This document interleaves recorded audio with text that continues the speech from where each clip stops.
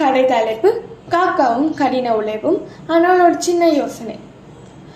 ஒரு சிறிய கிராமத்தில் ஓரமாக இருந்த காட்டுப்பகுதியில் ஒரு புத்திசாலியான காக்கா வாழ்ந்து வந்தது. எல்லா பறவைகள் போல் அது தவறாமல் உணவையும் தண்ணீரையும் தேடி உழைத்து கொண்டே இருந்தது. ஒரு நாள் கடும் வெயிலால் காக்காவுக்கு கடுமையான தாகம் வந்தது. அது வானத்தில் பறந்து நீர் தேடியது. பல இடங்களில் வறுமையாக இருந்தன. வெறுமனை திரும்பி போவதற்கு மனம் வரவில்லை. சிறிது தூரத்தில் அது ஒரு குடத்தை பார்த்தது. அதில் கொஞ்சம் தண்ணீர் தான் இருந்தது.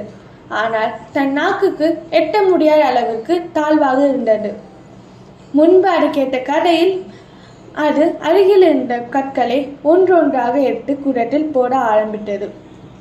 10, 20, 30 கைகளை போல இருக்கும் ரெக்கைகளும் கொம்பும் வலிக்க ஆரம்பித்தது. அதற்குள் அருகே உள்ள ஒரு வீடே தெரிந்தது. வீட்டு மரத்தில் ஒரு பிளாஸ்டிக் ஸ்ட்ரா இருந்தது. காக்கா யோசித்தது, நான் இவ்வளவு நேரம் உழைக்கின்றேன், ஆனால் ஒரு ஸ்ட்ரா என்றால் இவன் வேலை சீக்கிரமாக முடியும்.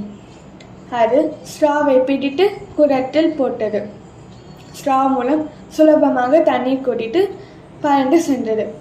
இதன் மூலம் நாம் புரிந்து கொள்ள வேண்டியது, கடின உழைப்பு முக்கியம்தான், ஆனால் சிந்தித்து செய்யும் வேலை இன்னும் சிறந்தது.